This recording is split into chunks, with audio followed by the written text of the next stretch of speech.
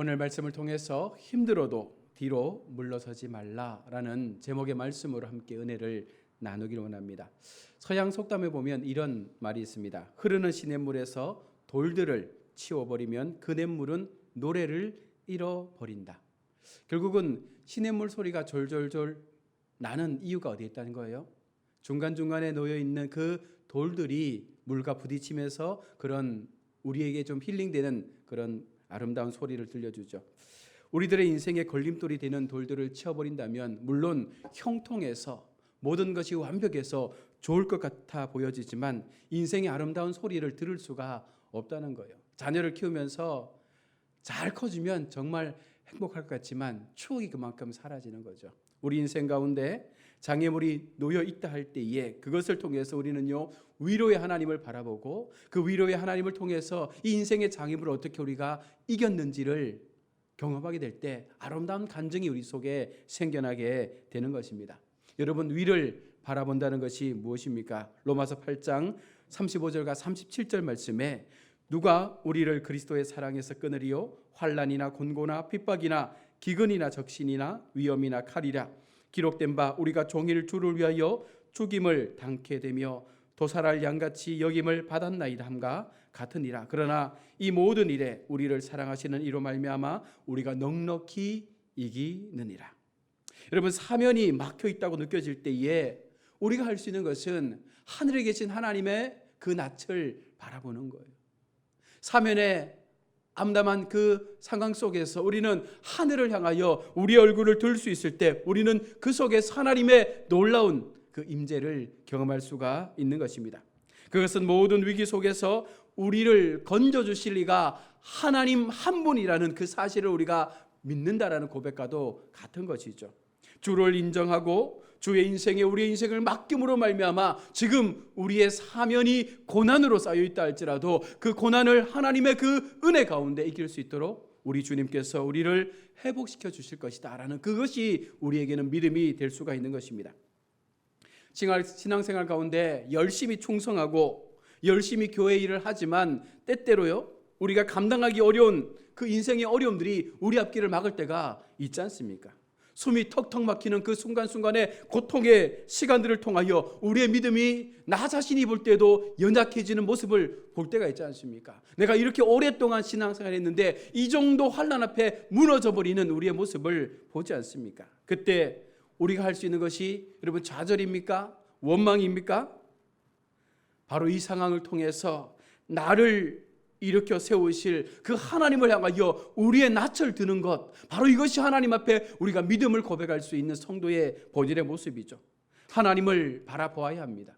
우리 인생 가운데 고난이 임하고 우리 인생 가운데 우리의 믿음이 무너지는 그 모습을 바라볼 때마다 오히려 더 하나님을 향하여 우리 얼굴을 들고 하나님 앞에 더 깊은 기도의 시간으로 나아가야 한다는 것이죠. 어느 마을에 태풍이 심하게 불어서 바닷가 근처에 있던 그 집이 완전히 폭삭 주저앉은 거예요. 기와도 내려앉고 모든 기둥들이 다 무너지고 산산이 깨어졌는데 두 개의 기둥이 든든하게 그 폐허 가운데 딱 서 있는 거예요. 그래서 마을 사람들이 다른 건 다 무너졌는데 왜 이 두 기둥은 저렇게 견고하게 서 있을까 싶어서 그 나무를 조사해 봤다고 합니다. 그런데 이 나무는요 어릴 적부터 바닷가 근처에서 해풍을 맞고 태풍을 견디면서 그렇게 커왔던 나무였던 것입니다. 오랜 기간 동안 수많은 태풍과 해풍을 통해서 그렇게 훈련받고 견고하게 세워진 그 나무로 기둥을 삼았더니 모든 기둥은 다 넘어졌는데 이 두 기둥은 여전히 그 자리에서 버팀목으로 서 있었다라는 것이죠. 오늘 본문을 보면 초대교회 성도들이 고난의 큰 싸움과 비방과 환난을 받았다라고 말씀을 하고 있습니다. 사람들에게 비방과 환난을 받고 구경거리가 되었으면 이와 같은 상황 속에서 얼마나 힘들었겠어요. 그런데 그들은 어떻게 합니까? 이런 형편에 있는 사람들과 사귐을 가지고 있는 거죠. 그들과 더불어 살면서 그 고난 속에서 그 비방 속에서 여전히 하나님의 그 자녀다운 삶으로 그들 속에 스며들어서 믿음을 지키고 있었다는 것입니다. 어쩌면 이것이 신앙이고 믿음 아니겠습니까? 우리는 세속화되어지면 세상이 병들고 악해져지면 그 세상으로부터 피하려고 합니다.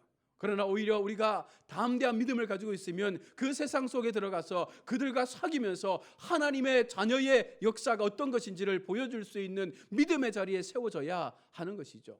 요즘 보십시오. 교회는 전원교회다 그래가지고 산으로 막 들어가잖아요.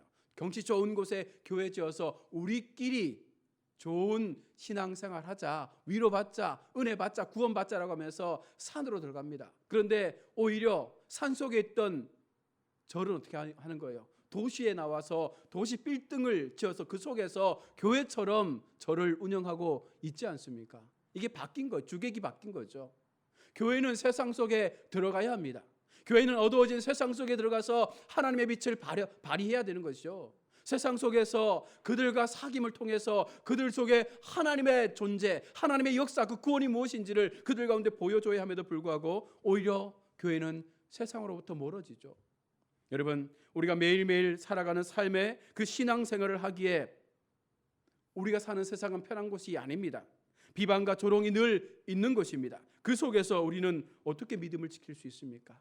바로 그 세상 속에서 하나님의 자녀답게 살기 위하여 노력하고 말씀 부여잡고 그 말씀대로 그 자리에서 우리의 신앙을 지킬 수 있는 것, 바로 이것이 하나님 앞에 비방과 조롱이 있는 세상 속에 살아남는 성도의 바른 모습이죠. 오늘 본문은 너희 담대함을 버리지 말라라고 말합니다. 그 다음에 이어지는 말씀은 또한 뒤로 물러가면 내 마음이 저를 기뻐하지 아니하리라 라고도 말씀합니다. 또한 38절에 오직 나의 의인은 믿음으로 말미암아 살 것이다 라고도 말하고 있습니다. 여기서 몇 가지 명령이 하나님의 삶을 사는 우리에게 주어지고 있다는 것이죠. 무엇입니까? 버리지 말라, 물러가지 말라, 그리고 믿음으로 살아라. 이 세 가지의 명령을 주시면서 너희가 세상 속에 이 명령을 지키며 살아야 한다라고 말합니다. 여러분, 오늘 우리가 읽은 본문의 배경은요, 네로 황제가 집권하던 시대의 배경입니다. 네로 황제가 얼마나 악한 왕입니까? 그는요 16살에 왕이 되었습니다. 그런데 그는요 자기의 아내 옥티비아를 살해했습니다. 그리고 자기의 모친도 살해했습니다. 그리고 자기의 형제들도 모두 죽였죠. 왜 그랬을까요? 자신의 왕권을 더 강하게 세우기 위해서. 심지어 네로 황제는요 기독교인들을 핍박하기 위해서 우리 잘 알고 있는 것처럼 로마 시가지에 불을 질려서 대방화 사건을 일으켜놓고 그 주범들을 기독교인이라고 그렇게 내몰아서 그들을 더 철저하게 핍박했던 왕이 바로 네로 황제였습니다. 주 60년경에 베드로가 죽임을 당했고 주 68년에는 바울이 각각 네로의 그 핍박 앞에 순교를 당했음을 역사는 기록하고 있는 것이죠. 그와 같은 상황 속에 지금 하나님은요 그 속에 살고 있는 믿음의 사람들에게 버리지 말라, 물러가지 말라, 그리고 믿음을 지켜라 라고 말씀하고 있는 것입니다. 오늘 본문 32절은요 전날에 너희가 빛을 받은 후에 고난의 큰 싸움에 참은 것을 생각하라 라고 말합니다. 전날에 너희가 빛을 받았다는 것은 무엇을 말씀합니까? 예수 그리스도를 구주로 영접한 이후에 너희가 그리스도인이 된 이후를 말씀하는 것이죠. 그리고 고난의 큰 싸움에 참여한 것은요 믿는 이들을 핍박 가운데서 당당하게 대항하며 그 목숨을 지키며 마지막 그 목숨까지도 내어놓으며 그 믿음의 용기를, 믿음의 신앙을 지켰던 그들을 향하여 말씀하고 있는 것입니다. 그들의 신앙의 행기가 목숨과도 바꿀 만큼 강하고 담대했음을 우리 가운데 말하고 있는 것이죠. 오늘 우리의 신앙을 보십시오. 과연 우리가 목숨과 바꿀 만큼의 믿음의 삶을 살고 있지 않습니까? 우리가 정말 목숨과도 바꿔서 이 신앙을 지키기 위해서 우리의 삶을 하나님 앞에 내어드리는 그와 같은 믿음의 삶을 살고 있습니까? 그렇지 못하다는 것입니다. 어떻게 해야 이 땅을 살아가면서 우리가 이와 같은 믿음을 지킬 수 있는 삶을 살 수 있겠습니까? 먼저는 용기와 담대한 마음을 잃지 않을 때 가능한 것이죠. 눈에 보이지 않는 하나님을 눈에 보이는 하나님으로 믿을 수 있는 그 마음이 우리 속에 필요한 것입니다. 어떤 시련과 역경이 온다고 해도, 어떤 고난과 고통이 우리 가운데 임한다고 해도, 수많은 사람들 가운데 내가 불공평하고 비난을 받는 상황 가운데 놓인다고 해도 결코 용기를 잃지 않습니다. 여러분, 이것이 믿음이라는 거예요.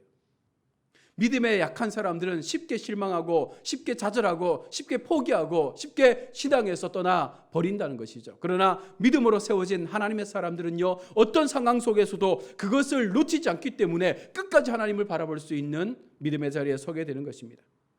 우리는 이미 결론을 가지고 살아가는 하나님의 사람들이죠. 우리는 천국이라는 소망을 우리의 것으로 우리는 알고 살아가기 때문에, 천국을 보장받은 사람들이기 때문에 우리는 지금의 상황들을 견딜 수가 있는 것입니다.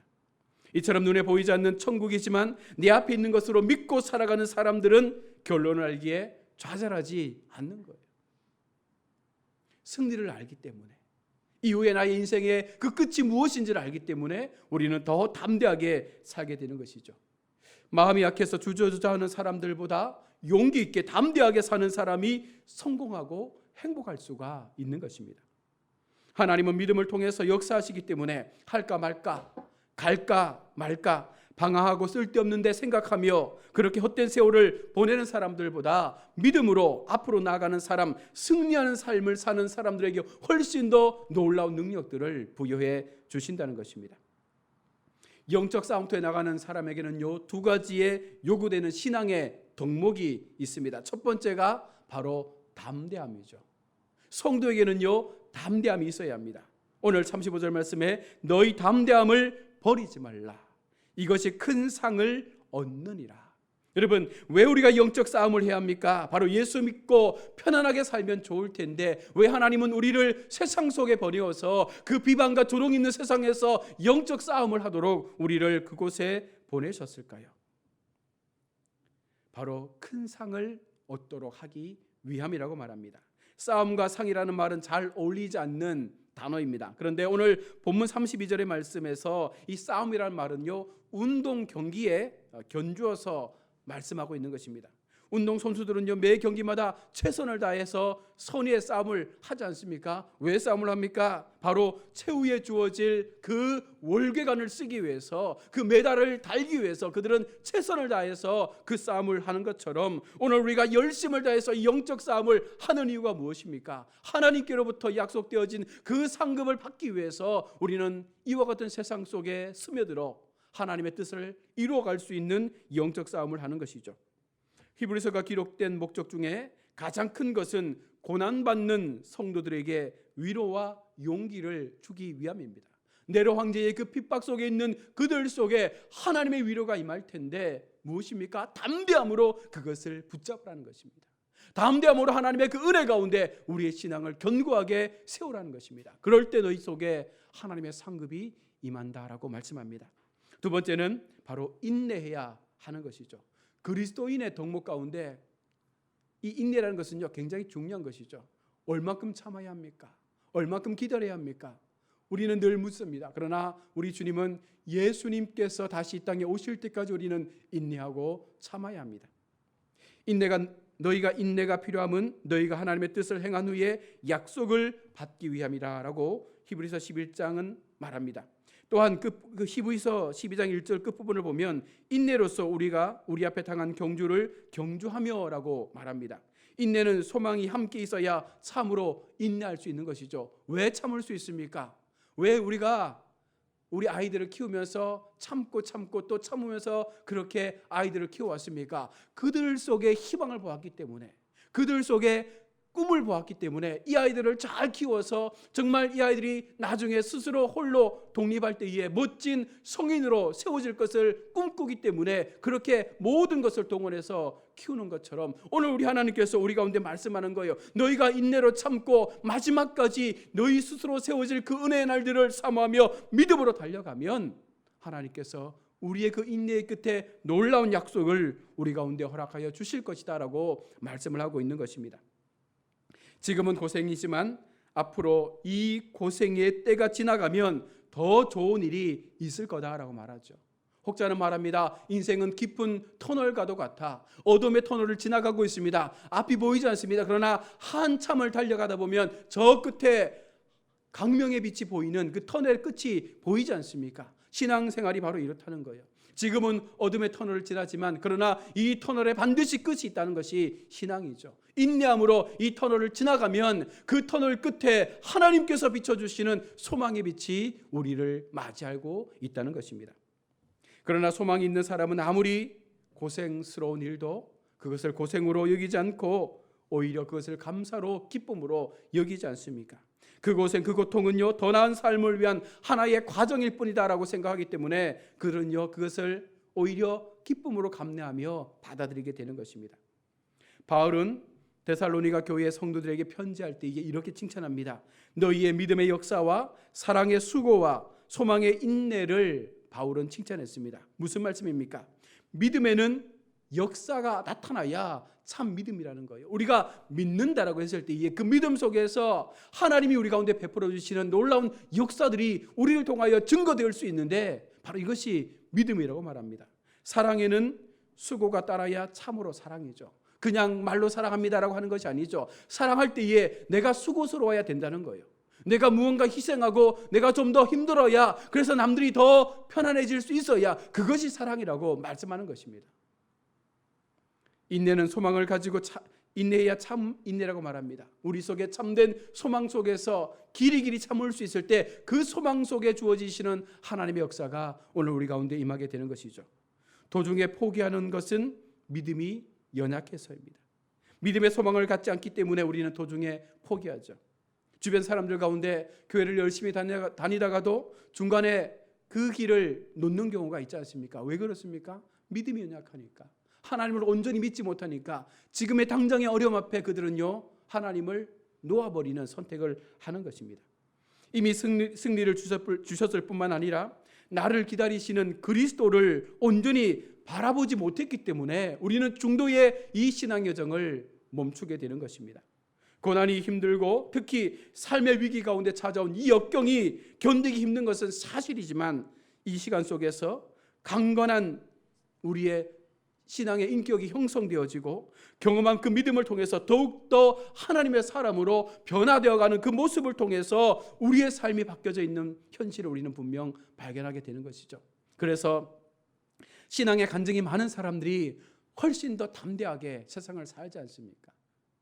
인생의 어려움 속에서 우리가 늘 부닥치는 그 아픔 속에서 살아가지만 그때마다 하나님이 주시는 그 기적적인 은혜가 우리 속에 체험되어지면 그 은혜를 가지고 세상을 향하여 말하지 않습니까? 이렇게 힘들었던 나의 인생이 있었다. 그러나 하나님께서 나를 이렇게 이끌어 주셨다. 이것이 하나님의 은혜였다라고 말하지 않습니까? 우리가 이 땅에서 옛 시간을 인내하는 마음으로 견디다 보면 하나님께서 우리의 인격 가운데 하나님의 형상을 드러나도록 하시는 거예요. 그 하나님의 형상이 드러난다는 것은 우리의 모습을 통하여 하나님의 그 놀라운 은혜가 세상 가운데 온전하게 보여지게 된다는 것이죠. 저 사람은 예수 믿는 사람이 맞아. 저 사람은 정말 예수를 똑바로 믿고 있는 사람 같아. 라는 이와 같은 하나님의 형상이 우리의 삶을 통하여 증거될 수 있는 그와 같은 자리까지 나아가는 것. 바로 이것이 오직 예수를 믿는 믿음의 삶으로 나아가는 우리의 삶의 모습이 되어야 한다는 것입니다. 오늘날 대부분의 성도는요, 편안한 길을 가려고 하죠. 쉽게 예수 믿고 싶어 합니다. 그냥 주일만 지키는, 교회만 나가는, 그래서 어쩌면 인간관계 속에서 사람을 만나기 위해서 교회를 나가는 그런 신앙생활을 합니다. 그러나 그것에는요, 분명히 말씀드리지만 생명이 없습니다. 오늘 본문에 나오는 초대교회 성도들도요, 고난과 희생의 시간 가운데 소망을 붙들고 인내했기 때문에 그들 속에 약속의 은혜가 임했던 것입니다. 우리에게까지 그 믿음이 전달될 수 있었던 이유가 그들이 그 믿음을 인내함으로 지켰기 때문에 오늘 우리 가운데 그 복음이 전해진 것 아닙니까? 그러므로 우리는 편안한 길을 기대하기보다는 오히려 하나님의 사람답게 살기 위하여 어떤 상황이 나의 앞에 놓인다 할지라도 그것을 감당하고 견디고 영적으로 싸워서 그것을 이길 수 있는 믿음의 모습을 가져야 하는 것이죠. 하나님의 계획 앞에 순종하며 그 계획을 쫓아서 정말 믿음으로 살아갈 수 있는 온전한 삶의 모습이 우리 가운데 세워져야 한다는 것입니다. 스펄전 같은 위대한 목사님도요, 목회를 하다 보면 그 삶 속에 낙심하고 힘들 때가 종종 있었다고 합니다. 한 번은 어떤 일로 낙심해 있는 상황 가운데 한 가정을 신방했는데 그 집에 소 한 마리가 담 너머로 목을 쳐들고 있었다고 합니다. 집사님, 왜 저 소가 담 너머로 고개를 저렇게 내밀고 있습니까? 라고 물었더니 사방이 담으로 막혀 있으니까 이 소가 담 너머의 세상을 보고 싶어서 고개를 쳐들고 있다는 거예요. 내 주변이 사방으로 막혀 있으니까 소가요 고개를 길게 쭉 내밀어서 하늘을 쳐다보면서 그 답답함을 그렇게 해소하고 있는 것처럼, 여러분, 우리 인생 가운데 내 주변이 사방으로 막혀 있다 할지라도 우리는 하늘의 하나님을 향하여 눈을 들 수 있지 않습니까? 그 하늘만큼은 뚫려 있잖아요. 그래서 믿음의 사람은 그 하늘의 하나님을 바라보면서 그 신앙의 여정을 더 굳건하게 걸어가야 하는 것이죠. 우리 모두는 믿음으로 살아야 합니다. 믿음으로 사는 길 말고는 다른 길이 없지 않습니까? 무슨 일을 한다는 것도 중요합니다. 얼마나 많이 했는가도 중요합니다. 그러나 그보다 더 중요한 것은 과연 우리가 믿음으로 살았는가, 우리가 믿음으로 행했는가, 이것이 어쩌면 훨씬 더 중요한 것 아니겠습니까? 왜냐하면 믿음으로 하지 않은 모든 것이 로마서 14장 23절의 말씀처럼 죄가 되기 때문에 그런 거예요. 믿음으로 행하지 않는 것, 예수 그리스도의 이름으로 행하지 않는 모든 것은 죄가 되는 것이죠. 그래서 교회는요, 예수 그리스도의 이름으로 구제하고 사랑하는 거예요. 내 이름으로 하는 것이 아니라 예수님의 이름으로 우리는 그 사랑을 세상 가운데 보여주는 것입니다. 고대 로마인은요, 권력을 믿고 살았습니다. 헬라인들은 지식을 믿으며 살았습니다. 그러나 유대인들은 믿음을 가지고 살았습니다. 세월이 이만큼 흘렀습니다. 여러분, 어떻게 되었습니까? 권력을 믿고 살았던 로마인들은 지금 어디에 있습니까? 지식을 믿고 자랑했던 그 헬라인들은 지금 어디에 있습니까? 분명한 것은 하나님을 믿고 자랑했던 유대인들은 여전히 세상을 지배하고 세상의 중심에 서서 그들은 잘 살고 있다는 것이죠. 오늘 우리는 무엇을 믿고 살고 있습니까? 어떤 힘으로 살고 있습니까? 돈을 믿고 권력을 믿고 살고 있습니까? 시편 기자는 말합니다. 시편 46편 1절에 하나님은 우리의 피난처시요 힘이시니 환난 중에 만날 큰 도움이시라. 여러분, 하나님께서 우리의 피난처가 되어주시고 큰 환난 가운데 우리를 도와주시는 도움의 주가 되신다고 말씀합니다. 시편 146편 5절에 야곱의 하나님으로 자기 도움을 삼으며 여호와 자기 하나님에게 그 소망을 두는 자는 복이 있도다. 하나님에게 그 마음을 두는 자가 복이 있다라고 분명히 말씀하고 있는 것입니다. 그래서 우리는 하나님을 바라봐야 하는 것이죠. 그래서 우리는 힘들어도 뒤로 물러서지 말아야 합니다. 더 굳건하게 하나님의 말씀을 부여잡고 그 마음 중심을 하나님 앞에 고백하며 믿음의 삶을 살아야 하는 것이죠. 그런데 하나님의 사랑을 받고서도 뒤로 물러서는 사람들이 간혹 있지 않습니까? 은혜를 체험하고는 뒤로 물러서는 사람들이 있다는 거예요. 일할 능력과 여건을 부여받았음에도 불구하고 게으름을 피우고 뒤로 물러서는 사람들이 있습니다. 하나님은 이런 사람들을 결코 좋아하지 않겠죠. 여러분, 하나님을 과소평가하지 마십시오. 하나님은 언제나 우리보다 앞서가셔서 우리의 삶의 모든 것들을 살피시고 지금 당장 나의 인생 가운데 아무것도 보이지 않는 하나님처럼 보여질지라도 하나님은 늘 언제나 우리의 시간 속에 우리의 상황 속에 함께 하셨던 하나님이심을 우리가 믿을 수 있을 때 그 하나님께서 우리를 통하여 역사하여 주시는 거예요. 코로나19의 위기 속에 모든 예배가 멈췄고 겨울방학, 여름방학이면 청소년 집회가 온 곳에서 열리면서 청년들이 그 예배 속에서 감격을 받아야 할 이때에 지금 우리 청년들이 너무나 주저앉아 있습니다. 그런데 이틀 금토 위미션에서 여름, 겨울 집회를 못했는데 이번 겨울에 집회를 했어요. 아무런 대상이 없지만 하나님을 바라보는 마음으로 그들이 3시간 동안 찬양하고 말씀 들으면서 기도하는 그 시간 속에 하나님께서 그들 마음속에 임하는 은혜를 저는 봤습니다. 영상이지만 온라인의 집회였지만 그 아이들이 그곳에서 하나님을 찬양할 때에 그 눈가에 흐르는 그 눈물을 보면서 여전히 하나님은 이런 믿음의 자녀들을 통하여 역사하시는구나를 깨닫게 된 거죠. 이것이 믿음을 통하여 이 어려운 시대를 살아가는 하나님 앞에 바로 세워진 온전한 신앙의 모습이 아닐까 생각되어집니다. 의인은 믿음으로 말미암아 살리라 말씀하셨던 것처럼 어떤 상황에서도 우리를 도우시고 우리를 바라보시고 우리의 삶을 온전하게 지켜주시는 그 하나님을 우리가 인정할 수 있을 때 우리는 더 담대한 신앙의 걸음을 걷게 되는 것입니다. 믿음은 버티는 것입니다. 믿음은 뒤로 물러가거나 포기하는 것이 아닙니다. 끝까지 인내함으로 버틸 때, 끝까지 인내함으로 그 믿음의 삶을 살아갈 수 있을 때 이것이 하나님 앞에 귀한 것이 되는 것이고 이것이 하나님 앞에 진정으로 우리가 인정받는 믿음의 삶의 모습이 되어지는 줄로 믿습니다. 힘들어도 여러분 뒤로 물러나지 마십시오. 코로나가 아무리 우리를 엄습하고 우리를 공포 가운데 몰아넣는다 할지라도 그 코로나보다 강하신 하나님께서 오늘 우리 편에 서셔서 오늘 우리의 인생 걸음 가운데 세워 우리를 이끌어 가시는 주님이심을 우리는 분명 믿습니다. 그러기에 코로나의 전염병 공포, 재정적 어려움, 또 환경의 어려움, 또 주택 어려움, 모든 경제적 어려움 속에서도 우리는요 한 가지 소망이 있지 않습니까? 하늘의 하나님을 향하여 눈을 들 때에 그 하나님께서 우리의 인생들을 지키시고 인도하시며 우리를 피할 길로 하나님의 구원의 길로 인도하여 주시는 그 놀라우신 주님께서 이 시간 우리 가운데 함께하여 주심을 믿습니다.